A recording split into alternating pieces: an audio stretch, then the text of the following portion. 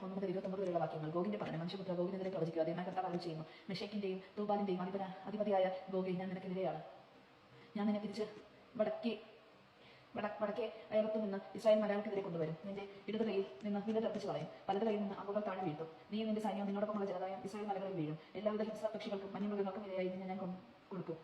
ദൈവമായ കർത്താവ് അരുളി ചെയ്യുന്നു, നീ തുറസായ സ്ഥലത്ത് വീഴും. ഞാനാണ് ഇത് പറഞ്ഞിരിക്കുന്നത്. മഗ്ഗോഗിലും തീരദേശങ്ങളിലും സുരക്ഷിതരായി വസിക്കുന്നവരുടെ ഇടയിലും ഞാൻ അഗ്നി വർഷിക്കും. ഞാനാണ് കർത്താവ് എന്നവർ അറിയും. എന്റെ ജനമായ ഇസ്രായേലിന്റെ മധ്യേ എന്റെ പരിശുദ്ധ നാമം ഞാൻ വെളിപ്പെടുത്തും. എന്റെ പരിശുദ്ധ നാമം ഇനി ഒരിക്കലും അശുദ്ധമാക്കാൻ ഞാൻ അനുവദിക്കില്ല. ഞാനാണ് ഇസ്രായേലിന്റെ പരിശുദ്ധമായ കർത്താവ് എന്ന ജനതകൾ അറിയും. ദൈവമായ കർത്താവ് അരുളി ചെയ്യുന്നു, ഇതാ അത് വരുന്നു, അത് സംഭവിക്കുക തന്നെ ചെയ്യും. ആ ദിനത്തെക്കുറിച്ചാണ് ഞാൻ പറഞ്ഞിരിക്കുന്നത്. അപ്പോൾ ഇസ്രായേൽ നഗരങ്ങളിൽ വസിക്കുന്നവർ പുറത്തു വന്ന പരിച, കവചം, വില്ല്, അമ്പ്, ഗദാക്കുള്ള എന്നീ ആയുധങ്ങൾ കൊണ്ട് 7 വർഷത്തേക്ക് തീ കത്തിക്കും. അവർ ഇനി വയലിൽ നിന്ന് വിറക് ശേഖരിക്കുകയോ വനങ്ങളിൽ നിന്ന് അവ വെട്ടിയെടുക്കുകയോ ചെയ്യേണ്ടതില്ല. എന്തെന്നാൽ അവ ആയുധങ്ങൾ കൊണ്ട് തീ കത്തിക്കും. നിങ്ങളെ കൊള്ള ചെയ്തവരെ അവർ കൊള്ളയടിക്കും, കവർച്ച ചെയ്തവരെ അവർ കവർച്ച ചെയ്യും. ദൈവമായ കർത്താവ് അരുളി ചെയ്യുന്നു, ആ നാളിൽ ഗോഗിനെ ഇസ്രായേലിൽ ഒരു ശ്മശാനം ഞാൻ കൊടുക്കും. കടലിന് കീഴിലുള്ള യാത്രക്കാരുടെ താഴ്വര തന്നെ അത് യാത്രക്കാർക്ക് മാർഗതടസ്സം ഉണ്ടാക്കും. എന്നാൽ ഗോഗും അവരുടെ എല്ലാ ജനസമൂഹങ്ങളും അവിടെ സംസ്കരിക്കപ്പെടും.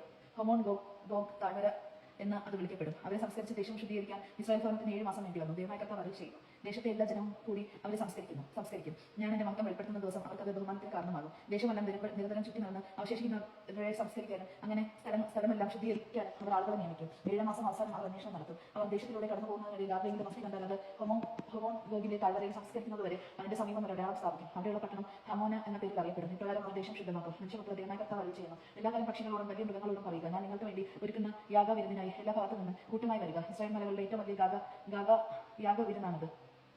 നിങ്ങൾ മാംസം ഭക്ഷിക്കുകയും രക്തം കുടിക്കുകയും ചെയ്യും. ഭൂമിയിലെ ശക്തന്മാരുടെ മാംസം നിങ്ങൾ ഭക്ഷിക്കും, പ്രമുഖന്മാരുടെ രക്തം കുടിക്കും. ഭാഷകളെ തടിച്ചു കൊടുത്ത കാളകൾ, മുട്ടാടുകൾ, ആടുകൾ, കൂലാടുകൾ എന്നിവയുടെ രക്തം ഞാൻ നിങ്ങൾക്ക് വേണ്ടി ഒരുക്കിയിരിക്കുന്ന യാഗവിരുന്നിൽ നിങ്ങൾ തൃപ്തിയാവോളം മേധസ് ഭക്ഷിക്കുകയും നക്ക് പിടിക്കോളം രക്തം കുടിക്കുകയും ചെയ്യും. ദൈവമായ കർത്താവ് അരുളി ചെയ്യുന്നു, പടയാളികളും ശക്തന്മാരും കുതിരകളും കുതിരപ്പടയാളികളും അടക്കം എല്ലാവരെയും എന്റെ മേശയിൽ നിന്ന് ഭക്ഷിച്ച് നിങ്ങൾ തൃപ്തരാകും. ഇസ്രായേലിന് രക്ഷ. ജനതകളുടെ ഇടയിൽ ഞാൻ എന്റെ മഹത്വം സ്ഥാപിക്കും. ഞാൻ നടപ്പാക്കിയ എന്റെ ന്യായവിധിയും അവരുടെ മേൽ പതിച്ചു എന്റെ കരവും എല്ലാ ജനതകളും കാണും. തങ്ങളുടെ ദൈവമായ കർത്താവ് ഞാനാണ്. അന്ന് മുതൽ ഇസ്രായേൽ ഭവനം അറിയും. ഇസ്രായേൽ ഭവനം തങ്ങളുടെ ദുഷ്ടോക്തികൾ മൂലമാണ് അകപ്പെട്ടതെന്ന് ജനതകൾ ഗ്രഹിക്കും. അവർ അവിശ്വസ്തമായി എന്നോട് പെരുമാറി. അതുകൊണ്ട് ഞാൻ അവരിൽ നിന്ന് മുഖം മറച്ച് അവരുടെ ശത്രുക്കളുടെ പിടിയിൽ ഏൽപ്പിച്ചു കൊടുത്തു. അവരെല്ലാം വാളിനിരയാക്കി തീർന്നു. അവരുടെ അശുദ്ധിക്കും ആക്രമണത്തിനും അനുസൃതമായി അവരോട് ഞാൻ പ്രവർത്തിച്ചു. അവരിൽ നിന്ന് മുഖം മറച്ചു. ദൈവമായ കർത്താവ് അരുളി ചെയ്യുന്നു, ഞാൻ യാക്കോബിന്റെ പാകതയും പുനഃസ്ഥാപിക്കുകയും ഇസ്രായേൽ ഭവനത്തോട് മുഴുവൻ കാരുണ്യം കാണിക്കുകയും ചെയ്യും. എന്റെ പരിശുദ്ധ നാമത്തെ പ്രതി ഞാൻ അസൂയാലുമായിരിക്കും. ആരും ഭയപ്പെടാനില്ലാത്ത സ്വദേശത്ത് സുരക്ഷിതനായി വസിക്കുമ്പോൾ എന്നോട് കാണിച്ച അവിശ്വസ്തതയെക്കുറിച്ചുള്ള ലജ്ജ അവർ വിസ്മരിക്കും. ജനതകളുടെ ഇടയിൽ നിന്ന് ഞാൻ അവരെ തിരികെ കൊണ്ടുവരികയും ശത്രു രാജ്യങ്ങളിൽ നിന്ന് അവരെ ഒരുമിച്ച് കൂട്ടുകയും ചെയ്യും. അങ്ങനെ അവരുടെ അനേകം ജനതകളുടെ മുമ്പിൽ എന്റെ വിശുദ്ധി ഞാൻ വെളിപ്പെടുത്തും. അപ്പോൾ ഞാനാണ് ഞങ്ങളുടെ ദൈവമായ കർത്താവ് എന്നവർ അറിയും. എന്തെന്നാൽ ഞാൻ അവരെ ജനതകളുടെ ഇടയിൽ പ്രവാസത്തിന് അയക്കുകയും തുടർന്ന് അവരെ സ്വദേശത്തേക്ക് ഒരുമിച്ച് കൂട്ടുകയും ചെയ്തു.